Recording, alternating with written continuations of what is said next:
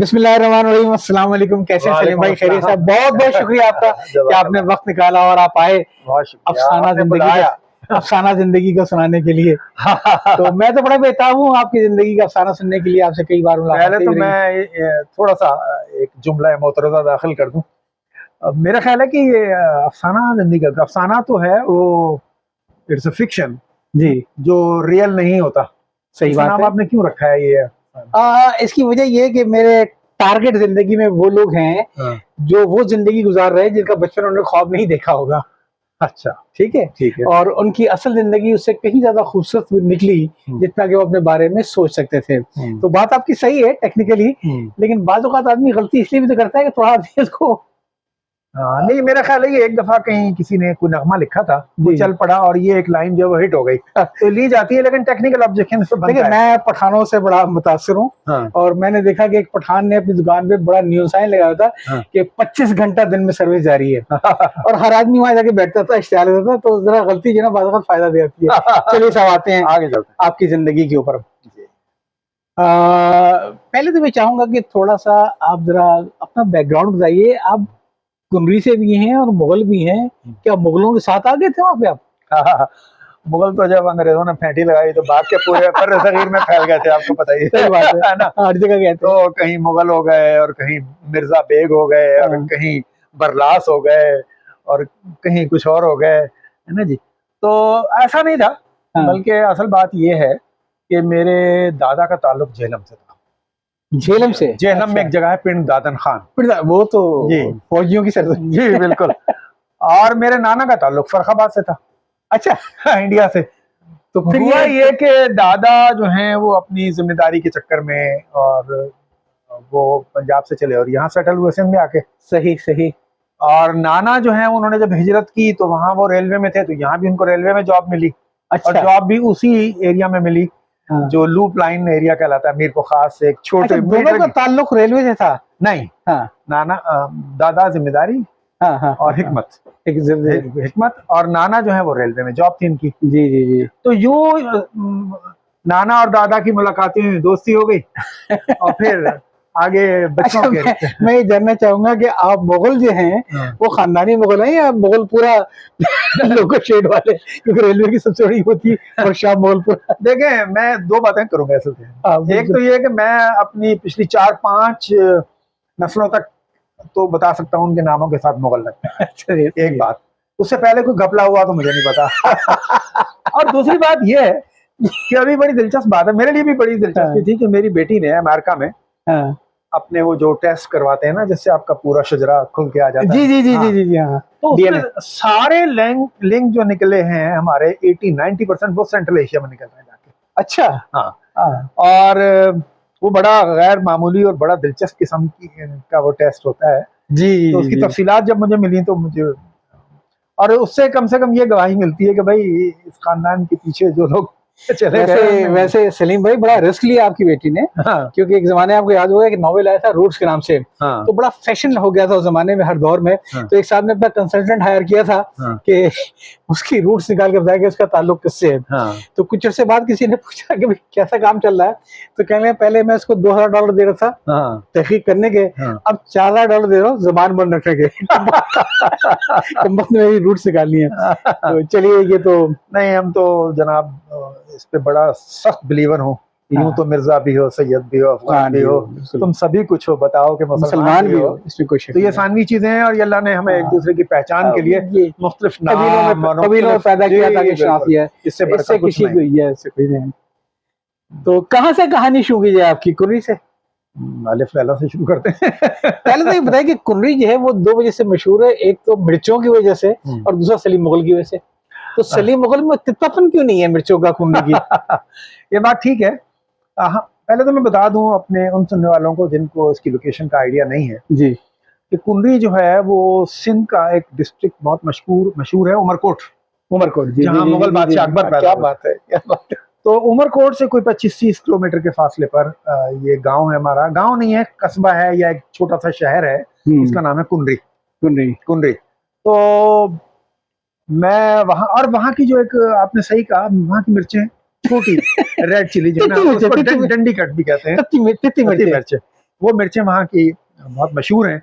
लेकिन आपकी तहरीरों और तकरीरों में ये वो तित्तापन नजर नहीं आया पुनरी का। नहीं, तो वो मिर्चें तो हम कराची वालों को खिलाते हैं ना, हम तो सिर्फ ग्रोअर हैं उसके। तो खाया कराची में भेज दिया और जगहों पे भेज दिया।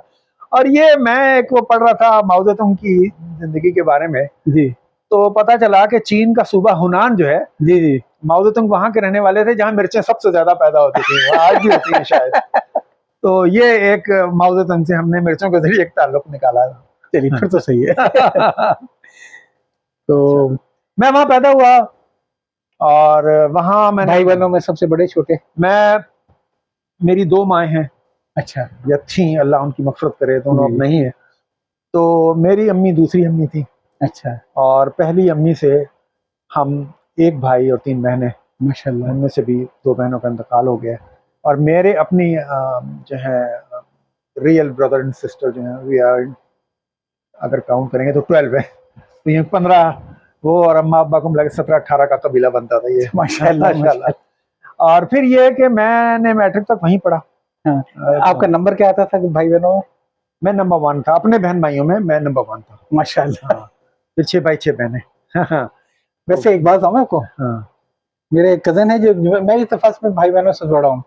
मेरे कजन है जो, वो भी अपने भाई बहनों से जोड़े, उनका एक जुमला भी कभी नहीं भूलता है, यार बड़ा बनने के लिए बहुत छोटा बनना पड़ता है। क्योंकि आदमी को सबका ख्याल करना पड़ता है, सबका एहसास करना पड़ता है। मुझसे भी सुन लें, आप सुनाइए। मैं अमेरिका में था तो वहाँ मेरी मुलाकात एक लोकल अमेरिकन से एक मौके पर हुई। हमारी गपशप हो रही थी तो वो मुझसे कहने लगा कि how many children have you? तो मैंने कहा आई हैव 4 चिल्ड्रन। तो उसका मुंह खुल गया, ओह 4 चिल्ड्रन। तो मैंने उसको कहा don't ask how many brothers and sisters I have. तू तो फेंट हो जाएगा, तू तो फेंट हो जाएगा। बिल्कुल। तो वो आखिर तक पूछता रहा, मैंने कहा बताऊंगा, बताऊंगा। सही बात है, ये है। तो बड़े होने के काफी तवक्कुआत भी घर वालों की होंगी आप? यकीनन यकीनन। और हमारी फैमिली वहाँ अल्हम्दुलिल्लाह अच्छी फैमिलीज में उनका शुमार होता था। थोड़ा सा पॉलिटिक्स, थोड़ा सा हिकमत, थोड़ा सा जो सोशल एक्टिविटीज हैं सब में, मतलब मिर्चें खिलाई हैं और साइड इफेक्ट दूर करने के लिए दवाइयां देनी शुरू कर दी, मिर्चों का 10-12 दवाइयों के साथ। जी बिल्कुल। फिर मैं मैट्रिक करके वहाँ आ गया मीरपुर खास। अच्छा, वहाँ शाह अब्दुल लतीफ भिटाई कॉलेज, मशहूर कॉलेज, मैंने वहाँ से इंटर किया। और फिर मेरा दाखिला कराची यूनिवर्सिटी में हो गया। कराची यूनिवर्सिटी से मैंने ऑनर्स पॉलिटिकल साइंस में किया। और लेकिन मेरे पास जो सब्सिडरी सब्जेक्ट थे, माइनर सब्जेक्ट जो होते हैं, उनमें एक जर्नलिज्म भी था। तो वो जर्नलिज्म मुझे अच्छा लगता था। तो फिर मैंने फैसला किया कि अच्छा मैं ऑनर्स करने के बाद मास्टर्स इसमें करूँगा, मेजर इसको बना लूँगा। तो फिर मैंने मास्टर जर्नलिज्म में किया। और फिर मैंने एमफिल में मेरा एडमिशन लिया। एमफिल पे काफ़ी काम भी कर लिया, लेकिन बदकिस्मती के, लेकिन आपने पहले जो लिया पॉलिटिकल साइंस में, हाँ, दौर वो था कि हाँ, मैं समझता हूँ कि कुछ ना कुछ ख्वाब रहे होंगे आपके, बस वो सियासत में आने के। नहीं, ये बात नहीं है। मेरा ख्याल है कि जब हम फर्स्ट ईयर एंटर करके आते हैं तो बहुत मैच्योर तो नहीं होते। हाँ, सही बात है ना। तो बड़ा काउंसलिंग होती भी नहीं है। हाँ, सुनने में अच्छा लगता था। इसी तरह मैं देखता था कि हमारे दो एजुकेशन थी नहीं है, को एजुकेशन कॉलेज में तो नहीं थी, यूनिवर्सिटी में तो बहरहाल थी। क्योंकि बहुत से लोग सब्जेक्ट का फैसला उसी वक्त करते थे कि किस डिपार्टमेंट में लड़कियां ज्यादा अच्छी। और लड़कियां तो हर डिपार्टमेंट में लड़कों से ज्यादा ही होती थी। तो इस तरह फिर मैं बता ही रहा था कि मैंने यूनिवर्सिटी में एक चीज देखी कि बास सब्जेक्ट जो है वो स्टेटस सिंबल बन जाते थे। हाँ, जो आईआर में पढ़ते थे, मैं बहुत से लड़के लड़कियों को जानता हूँ बिल्कुल कि आप किस डिपार्टमेंट में, मैं तो इंटरनेशनल रिलेशंस में हूँ। तो वो पढ़ता था। तो बहरहाल मैंने फिर जर्नलिज्म में एडमिशन ले लिया। ये अब मास कम्युनिकेशन कहलाता है या मीडिया स्टडीज कहलाता है, उस वक्त जर्नलिज्म था। सलीम भाई, उस दौर में बाल डिपार्टमेंट ऐसे होते थे जबकि लोग जर्नलिज्म में तरस आता था। किसी ने कहा मैं ज्योग्राफी में कर रहा हूँ, सोचता बेचारा सिवाय ज्योग्राफी पढ़ाने के जिंदगी में कुछ कर नहीं पाएगा। तो लेकिन ये तो चीज है कि आदमी के ऊपर है कि जिस जगह जाए वहीं एक बड़ा वो दिखा दे। अल्लाह का शुक्र है, मैंने जिसमें मास्टर्स किया फिर उसी फील्ड में रहा मैं। मेरी पहली जॉब ओरिएंट में एज अ कॉपीराइटर थी और मैंने वहाँ कुछ 4-6 महीने गुजारे होंगे कि मेरा पाकिस्तान टेलीविजन से बुलावा आ गया, मैं वहाँ चला गया। आप बहुत आगे जा रहे हैं। अभी तो मैं आपको कॉलेज से आप यूनिवर्सिटी में पहुंचे हैं, अभी से बहुत सारी बातें करनी है। ठीक है, यूनिवर्सिटी की। ठीक है। यूनिवर्सिटी में आपने बड़ी भरपूर लाइफ गुजारी थी, अल्हम्दुलिल्लाह। तो पहले मैं चाहूंगा कि अपने कुछ असातिज़ा के बारे में और कुछ किताबों के जो शौक रहा था आपका बचपन में, जो फिर आंख मिचौली की सूरत में 1985 में आपने धमाका किया था, ये तो वो बताएं, वो शौक कैसे आया? देखिए, स्कूल के जमाने में भी पढ़ने का शौक तो था जी, लेकिन वो बहुत ज्यादा हमारे पास कोई अपॉर्चुनिटीज नहीं थी। तालीम तरबियत पढ़ लेते थे, नौ निहाल खरीद के पढ़ लेते थे। हर शरीफ आदमी का बचपन यही 2 सालों में गुजरा होगा। यह बहुत किया था बच्चों की दुनिया। बिल्कुल। और फिर मेरे एक दोस्त ने कहा था कि पाकिस्तान के तारीख के अंदर हमेशा सिर्फ 4 बच्चों के रिसाले चले हैं और 5वां उसमें बंद करना पड़ा क्योंकि 4 की फेस बनाने के लिए। एग्जैक्टली। तो ये रिसाले पढ़ते थे, या फिर आपको याद होगा उस जमाने में अखबार में बच्चों का सफर जरूर होता। हाँ, तो वो 2-4 अखबारात के बच्चों के सफर पढ़ता था जी, बल्कि उसमें चीजें भेजता था, छपती थी। वो बच्चे थे तो अपनी तस्वीर छप गई तो खुश हो गए, कलमी दोस्ती में नाम आ गया तो खुश हो गए, लतीफा छप गया तो खुश हो गए, लतीफा छप गया तो खुश हो गए, ये सब हरकतें करते थे। लेकिन नौ निहाल में मेरी इब्तदाई कुछ तहरीरें छपी जिसमें नज़में थी, नात थी, कुछ छोटी सी कहानी सी थी, कुछ हकीम साहब से तरुरा को मिलता भी था। और वो नौ निहाल मुसव्वर में मेरी चीजें छपी। तो हम तो इतना खुश होते थे, सबको जा जाके दिखाते थे, देखें मेरी चीजें छपी हैं। सही बात है। तो ये, और दूसरी बात है, हमारे गाँव में एक लाइब्रेरी होती थी। अच्छा। हाँ, हमारे गांव में टाउन कमेटी कुंडली की लाइब्रेरी थी, तो वहां से भी मैं किताबें ले लिया करता था। और नॉवल कहानियां तो कम थी, लेकिन किसी शख्सियत पर 100 बड़े लोग, इस तरह की किताबें खाके वो थी। फिर मुझे किताबों का शौक मेरा इतना बड़ा कि मैंने अपने घर से पैसे चोरी कर करके, और मैं क्योंकि हमारी खर्ची तो महदूद होती थी ना, शुरू में एक आना तो चोरी की आदत आपको उसी के ज़माने से पड़ी थी। शुक्र है आप वज़ीर-ए-आज़म नहीं हुए कभी। हमारे गांव से एक बस चलती थी, मीरपुर खास जाती थी। जी। तो बस जहाँ खड़ी होती थी उसके साथ ही एक दुकान थी, दीन दुनिया बुक डिपो। दीन दुनिया बुक डिपो, क्या नाम था भाई? हाँ।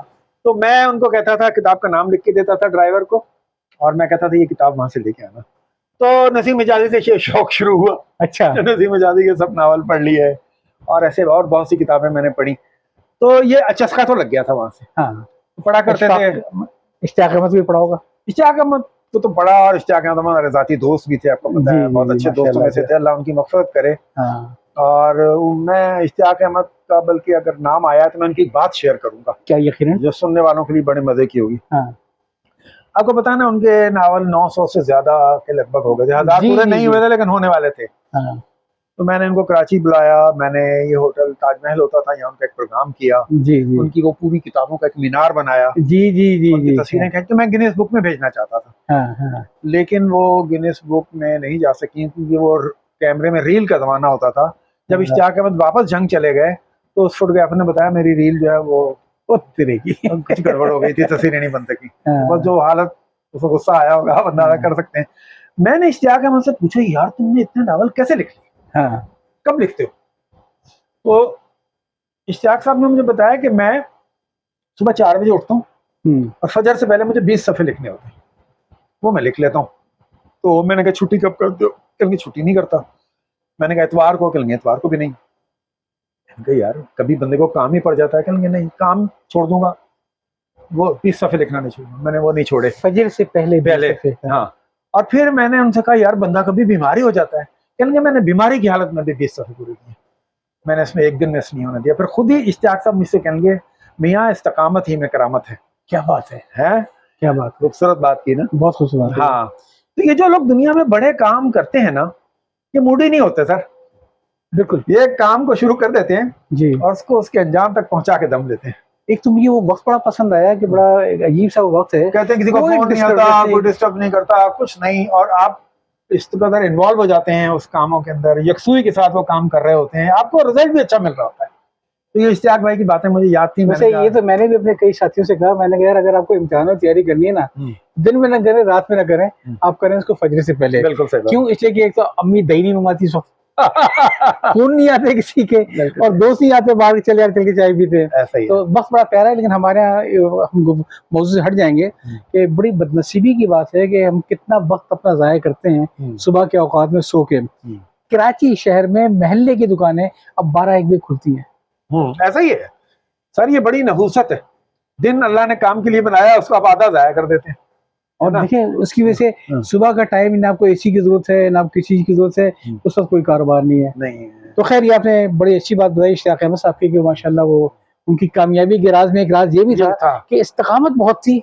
20 सफ़े रोज के लिखने हैं, मतलब आदमी का अगर जहन में गोल बहुत ही क्लियर हो फिर रुकावटें आती नहीं है। बिल्कुल ऐसा ही है, लेकिन अगर रुकावटों के चक्कर में पड़ेगा। अच्छा आपको पता है इश्तियाक साहब लिखते अच्छा थे, बोलते अच्छा नहीं थे। ये होता है बाद लोगों में। उस पर एक लतीफा सुने ना, बड़ा मजे का। एक दफा यूनिसेफ ने हमें बुलाया इस्लामाबाद में, सही 4-5 लोगों का, अख्तर अब्बास भी थे, इस्लामाबाद से कुछ लोग थे, तो कहीं किसी और शहर से भी 5 लोग थे कुल।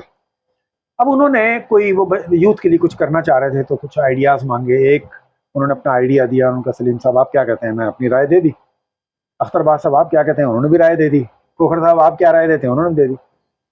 जब इनका नंबर आया तो ये कहने जी ठीक कह रहे हैं ये लोग, हमारे मैं ऐसे बात करता हूँ चलें इस हद तक तो हो गया। फिर उन्होंने दूसरी बार जो बात शुरू की वो भी जब इश्तियाक साहब तक पहुंची, कहने ठीक नहीं लोग कह रहे हैं सही है। जब 3-4 दफा ऐसा हुआ तो यूनिसेफ वालों ने कहा इश्तियाक साहब किन्नू पढ़ के ले आए हो, हम इतनी दूर से बुलाया आपको, किन्नू पढ़ के जहाज का किराया, रहाइश, सब कुछ के लिए की कि आपसे हम कुछ सुनेंगे, तो आप कहते हैं बस हर बात में कि ये जो कह रहे हैं ठीक है। इश्तियाक साहब थोड़े चिढ़ गए, तो पता नहीं थी मैं बोल नहीं सकता मेरे को लिखवा लो जो ना लिखवाना। ये वैसे बात सही है कि मैं देखता हूँ कि जिंदगी में बाद लोग बहुत अच्छे उस्ताद होते हैं मगर वो अच्छे अदीब नहीं होते, और बाद अच्छे अदीब होते हैं मगर वो अच्छे ओरेटर नहीं होते। बिल्कुल ऐसे ही। और जो अच्छे ओरेटर होते हैं वो अच्छे अदीब नहीं होते। बिल्कुल बिल्कुल शायरों की तरह कि मजमे में तो रंग जमाते हैं लेकिन खुदा न खास्ता के अगर उन्होंने अपना छपा दिया दीवान तो उनका बेड़ा कर ऐसा हो, क्योंकि वो लिखने के बाद पढ़ने में कोई चीज नहीं है। असल में ये जितने भी स्किल्स है ना सर, बोलने के लिखने के, सब ये कुछ अलग तरह की क्वालिटीज चाहते हैं। हाँ बिल्कुल सही बात है। जहाँ आप ये क्वालिटीज रखते हैं वहाँ परफॉर्म करते हैं। और होना भी यही चाहिए कि जो आप में क्वालिटी है आप उसके ऊपर फख्र करें। बिल्कुल। और हर स्किल को अडॉप्ट करने की कोशिश न करें। वो किसी ने कहा था ना कि बिल्ली जो है कभी तैर नहीं सकती और मछली जो है कभी दरख्त पे चढ़ नहीं सकती है। मैं कह रहा हूँ हर शख्स को जानना चाहिए, और खासतौर पर यूथ को कहूंगा जी कि अपने आप को पहचानो आपकी स्ट्रेंथ है कहाँ। हाँ वो एरिया आपने आइडेंटिफाई कर लिया तो आप क्लिक कर गए। जी जी जी। तो मेरा ख्याल है गुफ्तगू तो बड़ी मजे की चल रही है, लेकिन थोड़ा सा वक्फा ले लें और फिर इंशाल्लाह अगले हिस्से में दूसरे हिस्से में चलते हैं। ठीक।